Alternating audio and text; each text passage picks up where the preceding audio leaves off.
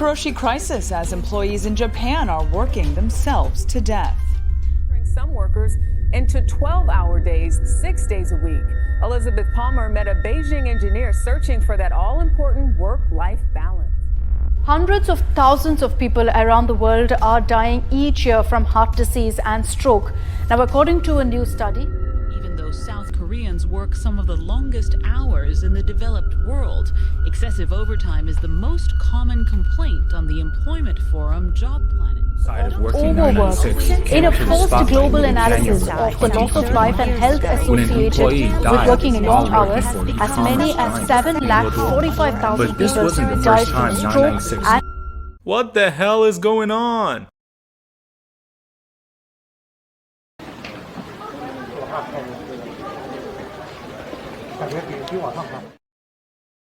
Salaryman.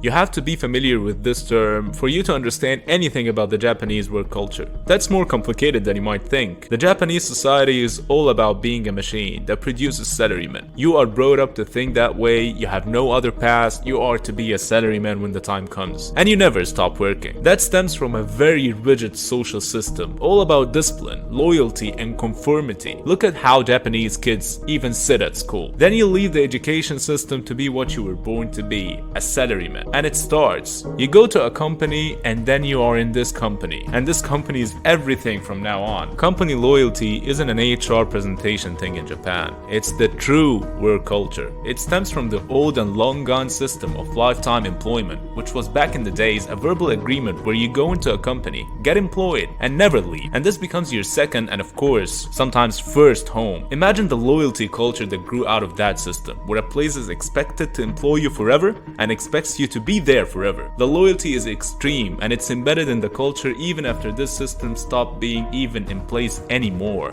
But the culture persists so bad and it's still there to this day. That makes leaving a company in Japan extremely stigmatized. The amount of shame and pressure they get by the unspoken and spoken social rules makes it next to impossible for them to even think about leaving. Being in between jobs is a very foreign concept, as it's never an option to have any period of time where you don't work. And of course, it's so unusual for you to be out of a specific company you work for without that raising all kind of eyebrows around you. This peer pressure stops people from even thinking about looking for other opportunities or saying no to any overwork. They don't afford to lose their jobs socially more than financially. You don't quit your work, you work there forever or it's your fault and failure. That work culture comes with a lot of crazy social norms and expected behavior that can be absolutely insane. Like you cannot leave before your boss. Literally, the guy might be inside reading a newspaper because he doesn't feel like going home, and you'll have to wait for him to say that's enough, so you can lift a toe and leave. You end up staying long enough at the office, you'll literally just give in and dunk your head on your desk and sleep. And that's because your boss is your bread maker and your senior. Respecting the seniors, it has been a very Japanese thing and one of the most rigid, unbreakable social codes in Japan. And the work culture isn't an exception. Your seniors are your seniors and you have to show ultimate respect, or you'll be in trouble and go into the loop of risking your job. And we know now this is out of the question. And teamwork is also not another HR meeting for you to sit through. It's another given in the Japanese work culture. You have to be a part of the team or you have serious problems. You have to work with the team, respect the team, conform to the team, hang out with the team after that dreadful day of non-stop work. More social chores for you to do. After the lifetime employment system technically stopped and companies started to let go casually of their workers because of the recession in the 90s till now, it made everything even harder. Now you are at risk of losing your job at the slightest whiff. Imagine the pressure knowing what you know now and add to this financial security. And it gets worse from here.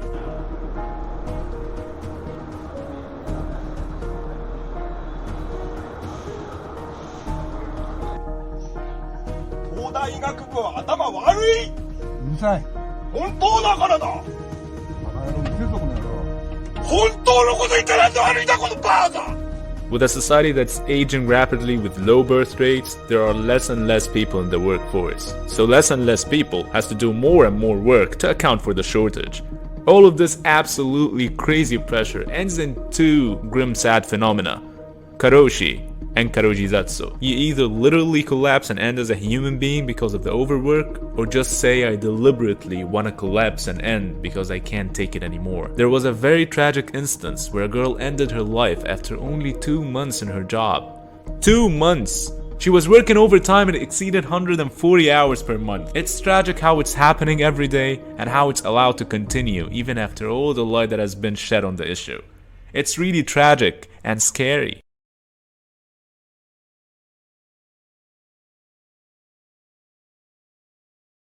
996. If you're working for a corporate in China, chances are you're working 996, from 9 to 9, 6 days a week. China is perhaps one of the most competitive markets on earth. People have the demeanor and readiness to do whatever it takes for them to maximize their income and stay ahead of competition, even if that would mean working every day and every minute of the day, because they're well aware that if you snooze, you might lose everything.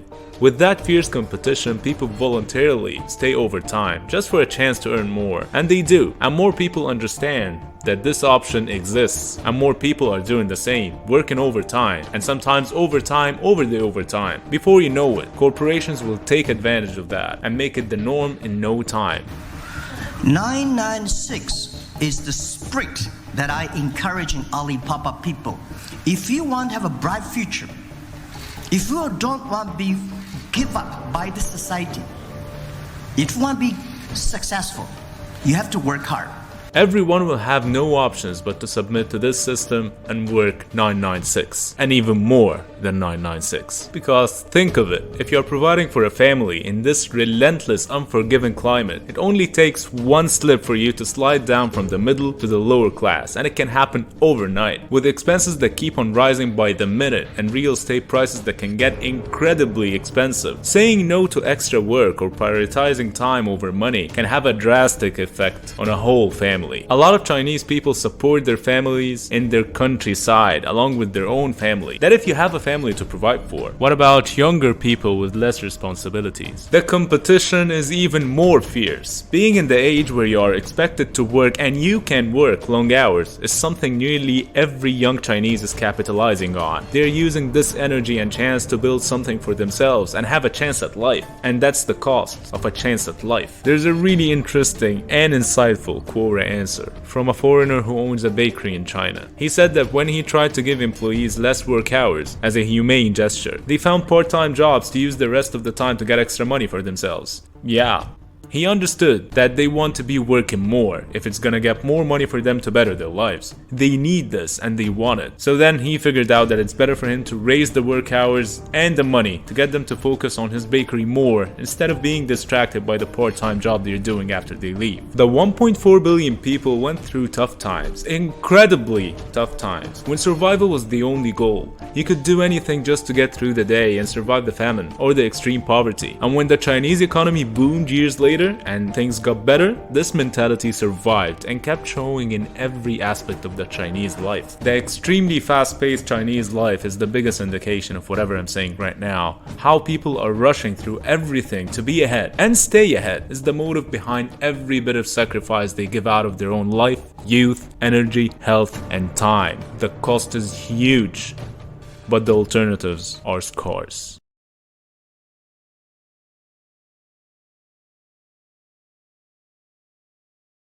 The Indian work culture is really messy and stressful. Even the framework itself can give you a hint. It goes something like this. You start work at 9 and on paper you should leave at 6. Because the Indian work day is 9 hours. But you never leave at 6. You never even leave at 8 or 9. The longer you stay, the more praise and corporate credit you get. But if you left at 6, people will ask you, why are you leaving early?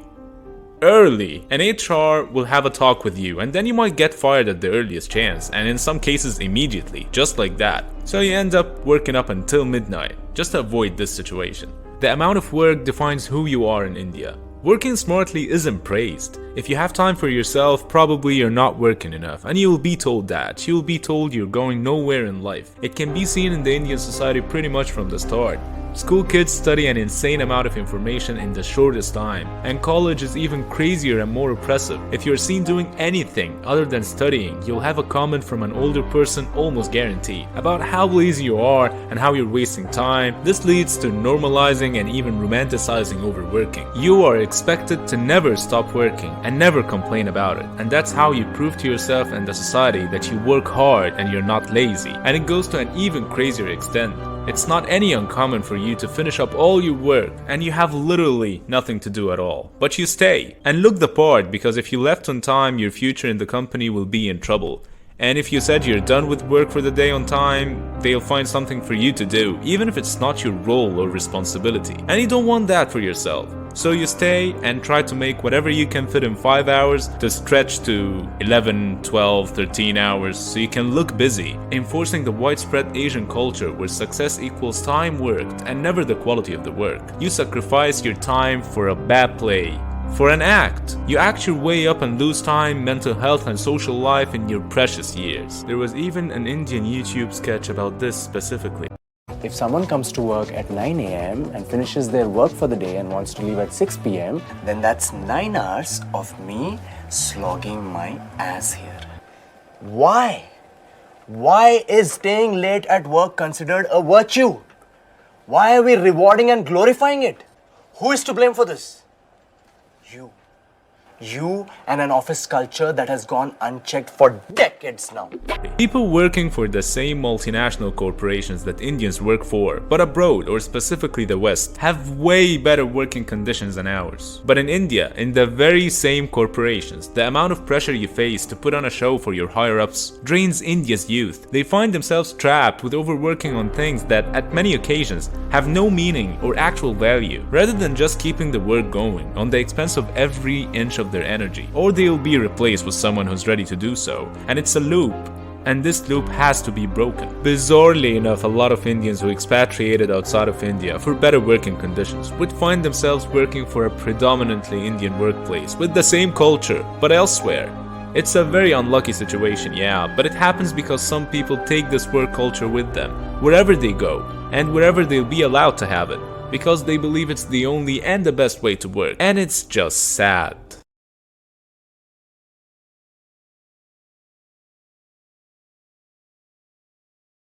I left South Korea till the end on purpose, to be honest, because it's basically everything I just mentioned. No, really, it's a mixture of everything Japanese, Chinese and Indian thrown in a blender, and you have the South Korean system. It's where you are expected to be incredibly loyal to the company, never leave, and if you left, huge gigantic shame on you. Where you have superiority and rank system, where the superiors are low-key invincible. You work excruciatingly long hours and they tend to consist of stretched over work that can be done in much less time, but to avoid extra load that they would assign to you if you said you're done for the day, you stretch it. Or to get extra corporate credit, because you know superiors love it when you stay for late. The pace of life is really fast and the expenses of living is high, and in a very competitive environment. You wouldn't want to lose your job in this situation.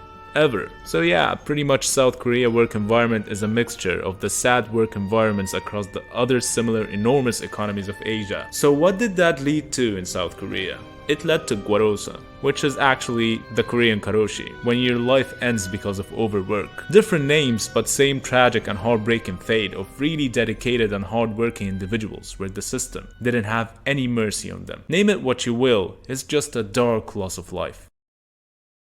Concluding this alarming issue is hard, but is it time for the most diligent, dedicated and hardworking people on this planet to reassess their work culture one more time? Whether is it really worth it to drive yourself to an early tragic death that you don't deserve to keep social face and unrealistic expectations? Is it time to realize that the insane working hours is just diminishing both work efficiency and personal quality of life? I really hope shedding enough light around this complicated and sad issue would lead towards a better and healthier work culture in Asia and the world. And yeah, as you've learned my shtick by now, I'm just a guy who says his point of view. Please share your own point of view and experiences in your workplace, and subscribe for more point of views.